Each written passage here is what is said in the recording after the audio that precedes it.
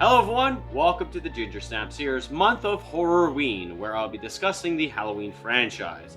I'm your host Stephen Harold, and today I'm going to be reviewing for you guys Halloween Resurrection, which was released in 2002 and was directed by Rick Rosenthal.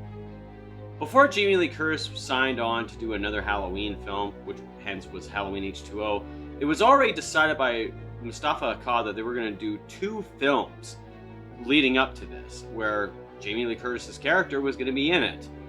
But what they didn't plan for was the overwhelming response to what H2O did, that because it was so fucking popular, that they would go on like a 4-year hiatus before finally developing a script that they felt was right at the time. Now, before then, a lot of movies had come out at that time, especially not really doing much influences of Scream, but the modern era, which was all these things with technology.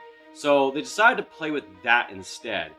And what we got was quite possibly what is always referred to as one of the darkest films in the franchise's history. Not as a good thing either, it's one of the hated ones. So what do I personally think of Halloween Resurrection? Let's take a look. For the story of this film, obviously, as we all know, Jamie Lee Curtis's Laurie Strode is in a mental institution and is waiting for Michael. And, yeah, if you were really hoping for Laurie Strode, she's in the beginning for like 15 minutes, and then she gets killed by Michael.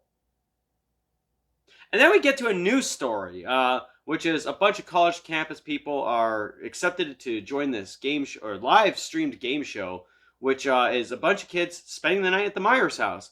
So for a story like this, it's weird for this film because it essentially has two stories. They're wrapping up H2O's storyline and then doing Resurrection. And for some odd reason, even watching this film, it feels like two totally different films. If you really enjoy Halloween H2O and just have to go through Resurrection, just watch the first 15 minutes and then there's your conclusion to H2O. But, of course, there is this trend with stories like this that just kind of borrow from what was available at the time. It is very dated. I mean, it's obviously like it was ahead of its time at that rate, but very dated nonetheless. As for the characters of this movie, besides the college kids, there's Freddy, who is played by Busta Rhymes, who got top billing in this movie, over Jamie Lee Curtis. Okay. And because they really had to put a rapper in there again. I mean, like, they did fine with LL Cool J, but then they decided to make Busta Rhymes the main protagonist of this movie. Because the other characters of this film, even including Tyra Banks, who, I don't know what the fucking purpose of her in this fucking movie was. She was so damn useless. But other than that, all the other characters are just bland. With the exception of the blonde chick, who ended up having a stellar career in film recently, starring in The Mandalorian.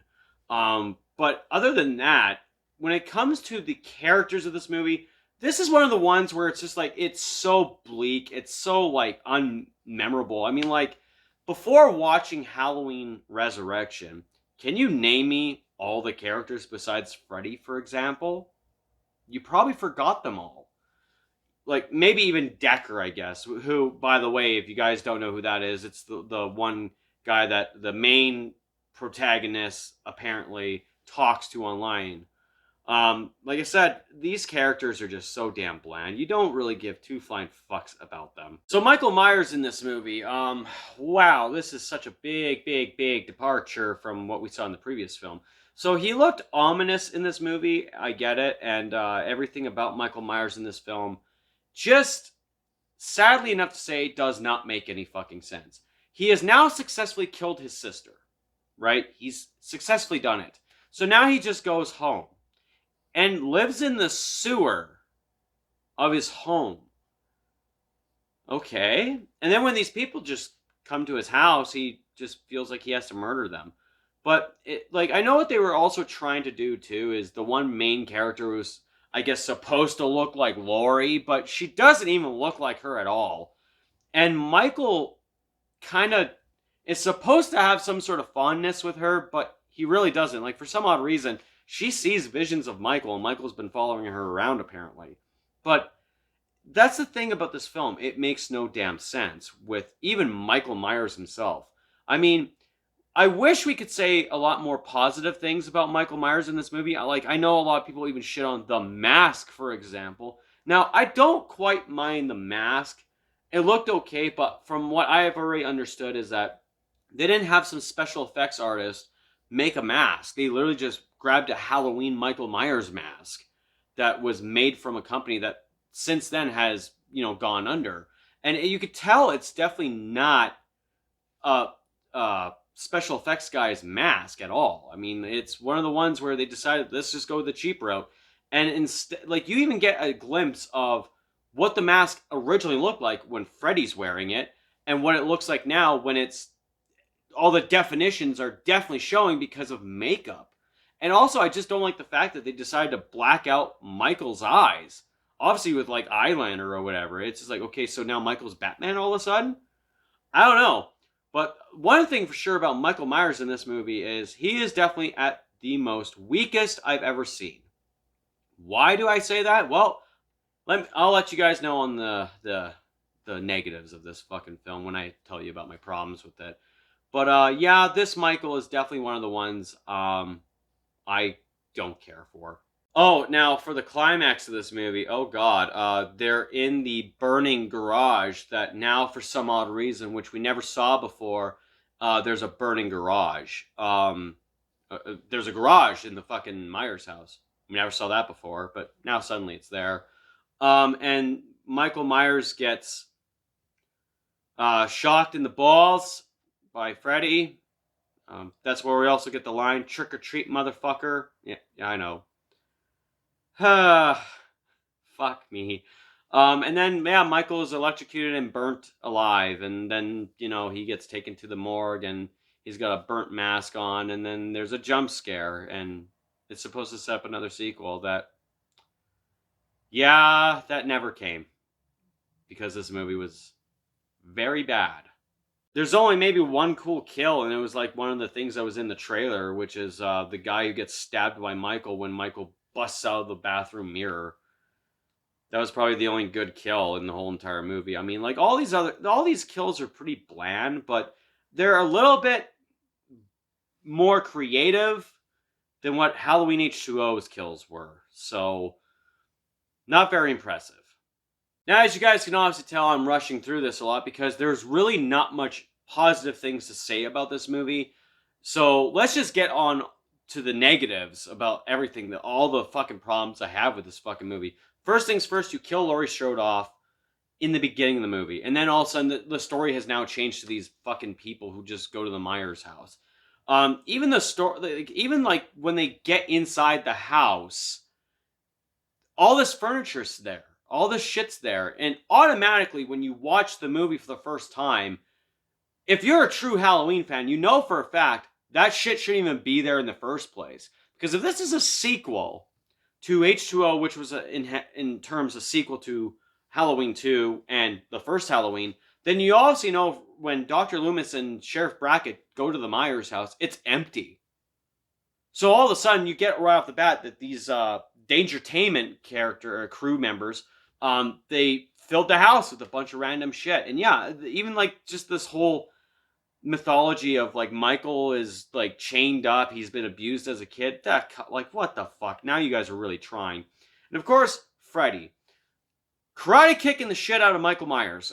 It's one of the most unforgivable things. Hell, even the whole scene where Freddy is punking out Michael Myers in a Michael Myers costume. It's one of the most unforgiving things you could have fucking done. I know originally when they did they planned for a sequel to Resurrection, Freddy was supposed to be the main protagonist now, and he was just going to go on. And I was like, what? Are you fucking nuts? Did you see Resurrection? And yeah, it's just the problems with this fucking movie. Like, even watching it, the problems are just so damn glaring. And hell, like, they're just... it's understandable why this movie gets the reputation it does. Halloween Resurrection was so hated by critics and fans that it essentially put a stop to any other future Halloween projects. At this time, Halloween had gone through 8 films, one film not even containing Michael Myers, a whole Thorn trilogy, and then a rebooted franchise that, did very well with H2O and then died a slow, painful fucking karate kick to the face death in this one. And then it would be quite some time before another Halloween film would come up. But of course, as sadly enough as it is, this was actually the last film that Mustafa Akkad was a part of, as he died because of the bombings in Jordan back in 2005, which sadly also was the same year Deborah Hill lost her fight with cancer. So it's just a bleak look at the fact that this was the last film that those two even saw when they were alive. And what a disgrace that is. I know when it comes to this movie, I know there are some people who absolutely hate it. But for me, it's one of the ones that's like, I know it's stupid. It's dumb. It's not one of my favorites. But I remember 2002 was a year I just kept watching this movie on repeat. I don't know why. And I get some sort of like guilty pleasure watching it. I do. It's like Halloween 6. It's a guilty pleasure. But this one is a full-on guilty pleasure. So I don't mind it, but yeah, it's still not one of my favorites. So, for my rating, I'm going to give Halloween Resurrection a 4.5 out of 10. So tell me, guys, what do you think of Halloween Resurrection? Do you think it's one of the worst in the franchise? Or do you think it's a step up on certain films that also came out in this franchise? Let me know in the comments down below. If you like this video, make sure you also hit that thumbs up and subscribe for more spooky content this month. And don't forget to hit that bell notification so you can get notified on all the other videos that will be coming out this month as well. Other than that, guys, that's it for me. This has been the Ginger Snaps Ears Month of Horror-WEEN. I am Stephen Harold, and in the next episode, we will be looking at Rob Zombie's reimagining, Halloween. Take care, and remember, everyone's entitled to one good scare. Trick or treat, motherfucker.